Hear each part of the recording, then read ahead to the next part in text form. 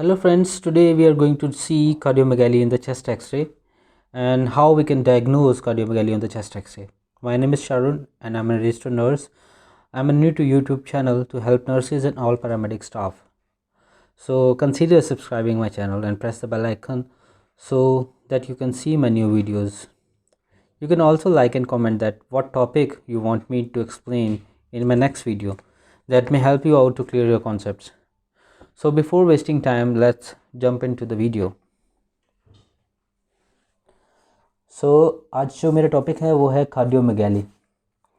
These are my objectives, जिसमें हम causes देखेंगे, सिम्टम्स देखेंगे, डायग्नोसिस. स्पेशली जो वीडियो बनाई जा रही है वो चेस्ट एक्सरे की डायग्नोसिस के लिए बनाई जा रही है कि कार्डियोमेगैली को हम किस तरह से डायग्नोज कर सकते हैं चेस्ट एक्सरे में, और इसकी ट्रीटमेंट देखेंगे कि कार्डियोमेगैली में अगर हाइपरट्रॉफी हो जाती है हार्ट की, और इसमें हम क्या ट्रीटमेंट जो है वो देते हैं पेशेंट्स को. पहले हम कार्डियोमेगैली देख लेते हैं कि कार्डियोमेगैली में होता क्या है. It is a condition in which the heart is enlarge due to the damage of the heart muscles. Heart muscles enlarge हो जाती हैं और डैमेज हो जाती हैं, जिसकी वजह से कार्डियोमेगैली, ये एक ऐसी कंडीशन है जिसमें हार्ट इनलार्ज हो जाता है और जिसकी मसल्स हैं वो डैमेज हो जाती हैं. Dilated cardiomyopathy is a main type of enlargement in large heart. Dilated cardiomyopathy, इसमें जो है वो main type of large heart है, कार्डियोमेगैली है. The wall of the both side also known as ventricles. जो बाहर की साइड होती है हार्ट की, जो वॉल्स होते हैं, दीवारें जिसे हम बोलते हैं, also known as ventricles becomes thin and stretch. पतले हो जाते हैं और स्ट्रेच हो जाते हैं, मतलब खिंच जाते हैं. दिस इनलार्जेज योर हार्ट, जिसकी वजह से हार्ट जो है लार्ज हो जाता है. ड्यू टू प्रेशर और की वजह से भी वो स्ट्रेच होते हैं. अगर वो स्ट्रेच होगा तो वो थिन भी होगा, जिसकी वजह से हार्ट लार्ज हो जाता है. कुछ कॉजेज़ देख लेंगे हम इसमें से कि कॉजेज़ जो मोस्ट ट्रिगर कार्डियोमेगैली करता है, उस जो ट्रिगर इज़ ब्लॉकेजेस हैं. इसमें सबसे अहम है वो कोरोनरी आर्टरी डिजीज़. किसी पेशेंट को अगर वो MI हुआ है, मायोकार्डियल इन्फाक्शन हुई है और कोरोनरी आर्टरी डिजीज़ है, तो उसमें हार्ट की मसल्स को अगर ब्लड सप्लाई नहीं होगा, ऑक्सीजन सप्लाई नहीं होगा, तो वो हिस्सा जो है हार्ट का डेड हो जाएगा और वो काम नहीं करेगा, और फिर हार्ट जो है इनलार्ज हो सकता है. हाई ब्लड प्रेशर जो इनहेरिटेड भी होता है, इनहेरिटेड मतलब हमारे जो ख़ानदान में जो चल रहा होता है ब्लड प्रेशर, हमें माँ बाप से मिलता है, जिसकी वजह से भी कार्डियोमेगैली होता है. Viral infection of the heart, viral infection की वजह से भी होता है. Epi and myo and endocardium के बीच में जो लेयर्स होते हैं, उनमें कभी कभी इन्फेक्शन हो जाता है, जिसकी वजह से कार्डियोमेगैली हो जाता है. एबनॉर्मल हार्ट वैल्व्स, ये इनहेरिटेड होता है. बच्चे जो हमारे पास कुछ एबनॉर्मल हार्ट वैल्व्स के साथ होते हैं, MR MS, माइट्रल रिगर्जिटेशन हो जाता है, माइट्रल स्टीनोसिस हो जाता है, जिसकी वजह से भी कार्डियोमेगैली होता है. प्रेगनेंसी में ख़ासतौर पे इनलार्ज हो जाता है heart during pregnancy. Kidney disease जिसमें डायलिसिस हो पेशेंट्स की, उनमें भी जो है वो हार्ट कार्डियोमेगैली होता है, हार्ट इनलार्ज हो जाता है. अल्कोहल और कोकेन अब्यूज़ की वजह से भी होता है. HIV इन्फेक्शन की वजह से होता है. Genetic and inherited condition, inherited condition हमने बात की ऊपर, हाई ब्लड प्रेशर की वजह से जो है वो लार्ज हार्ट होता है. इसमें एक जो सिम्टम्स हैं कुछ वो हम डिस्कस कर लेते हैं. Sometimes no symptoms unless unable to pump blood well enough. कई दफ़ा ऐसा होता है कि पेशेंट का हार्ट इनलार्ज होता है, लेकिन अगर कोई साइन सिम्टम नहीं आ रहा, तो इसका मतलब है कि जब तक वो उसकी कोई साइन सिम्टम नहीं आ रहा, वो सही से पंप कर रहा है उसका ब्लड बॉडी में, तो कोई ऐसा साइन सिम्टम नहीं आएगा. कंजेस्टेड हार्ट फेलियर में एक सिम्टम है हार्ट फेलियर का, कंजेस्टेड हार्ट फेलियर जिसमें इनलार्ज होता है हार्ट. SOB होता है. अगर पेशेंट का हार्ट इनलार्ज है तो उसकी ऑक्सीजन डिमांड जब बढ़ेगी चलने फिरने से या वर्कलोड बढ़ने से, तो उसको SOB होगा.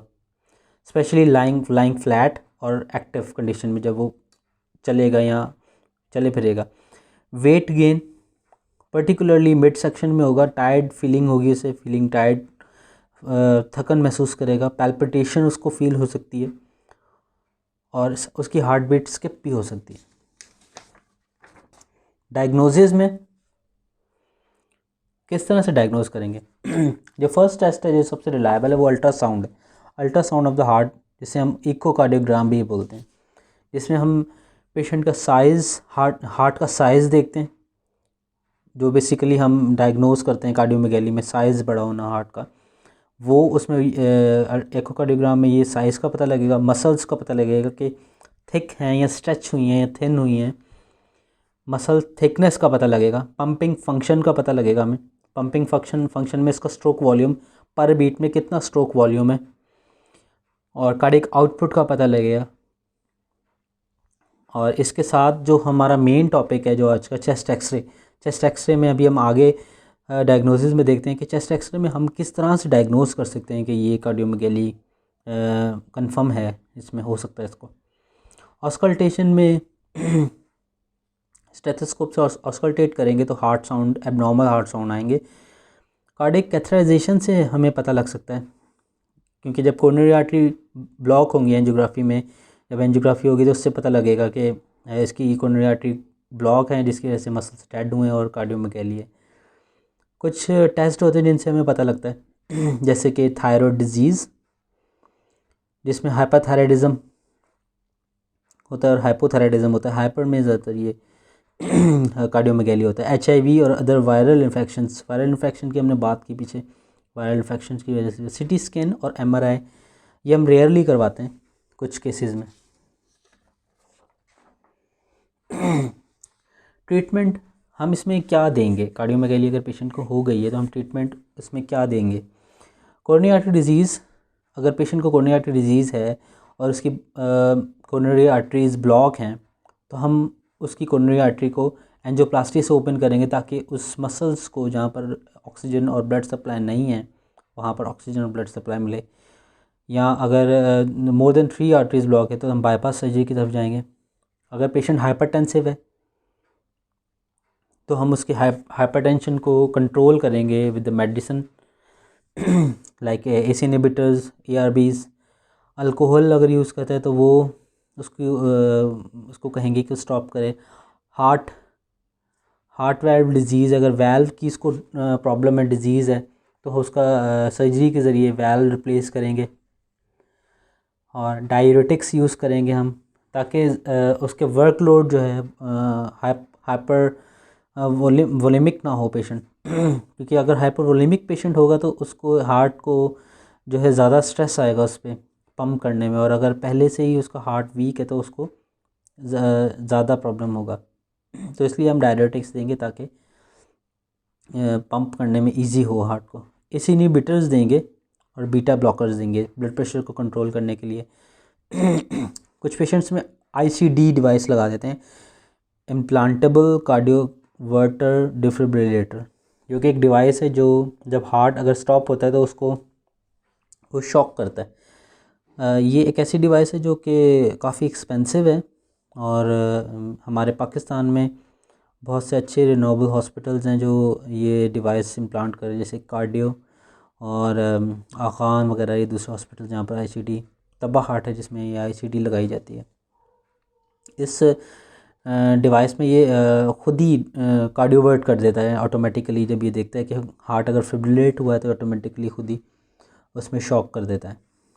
हार्ट ट्रांसप्लांट, अगर कंडीशन बहुत ज़्यादा वर्स होगी तो हार्ट ट्रांसप्लांट की तरफ जाते हैं। एलवेड, जिसमें हम हार्ट ट्रांसप्लांट में आज जो न्यू डिवाइस आजकल न्यू प्रोसीजर आया है, LVAD, left ventricle assist device, left ventricle assist device जो कि कार्डियो में फ़र्स्ट टाइम इंट्रोड्यूस हुई है।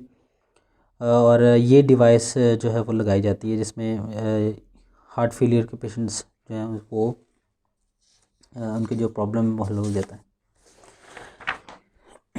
लास्ट हम एक्सरे देख लेंगे, जो हमारा मेन टॉपिक है कि किस तरह से हमने एक्सरे को जो है वो देखना है।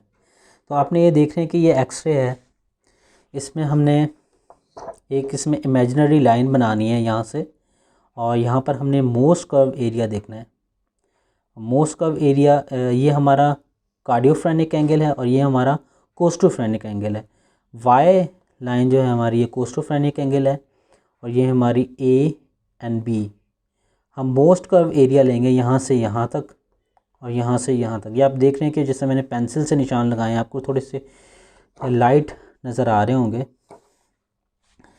तो इसमें ये देखेंगे कि जो है वो इसका लेट्स सपोज़ हम ये हमारा एरिया जो है ये कोस्टोफ्रेनिक एंगल जो है यहाँ से लेके यहाँ तक ट्रांसफ़र डायमीटर ये हमारा वाई है और हमारा कार्डियोफ्रेनिक एंगल जो यहाँ का जो कार्डिक शो कर रहा है हमारा हार्ट, तो ये हमारा मोस्ट का एरिया यहाँ से हम ले लेंगे, इसको हम बोलेंगे ए और इसको हम बोलेंगे बी और a plus B is equal to X. तो हम ये कहेंगे, अब हम इसकी इक्वेशन देख लेते हैं कि किस तरह से हमने इसको देखना है। ये जैसे अभी मैंने बनाया है कि x अगर हमारा y 24 है फॉर एग्ज़ाम्पल, हमारा y एरिया ये हमारा 24 सेंटीमीटर है और हमारा a एरिया जो है जो कि यहाँ पर है वो है हमारे पास a एरिया 4 सेंटीमीटर है और हमारा b एरिया जो हमारा left side of the heart है वो है हमारे पास 8 सेंटीमीटर। तो हमारा x 4 + 8 हो जाएगा हमारे पास 12 सेंटीमीटर और हमारा जो y है वो है 24।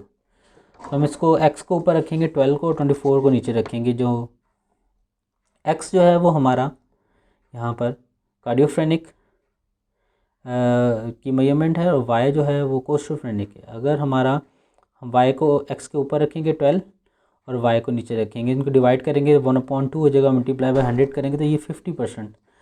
अगर हमारा ये एंगल 50% है, 50% है या 50% से कम है तो हमारा नॉर्मल ये एक्सरे होगा, मतलब इसमें कार्डियोमेगैली नहीं है।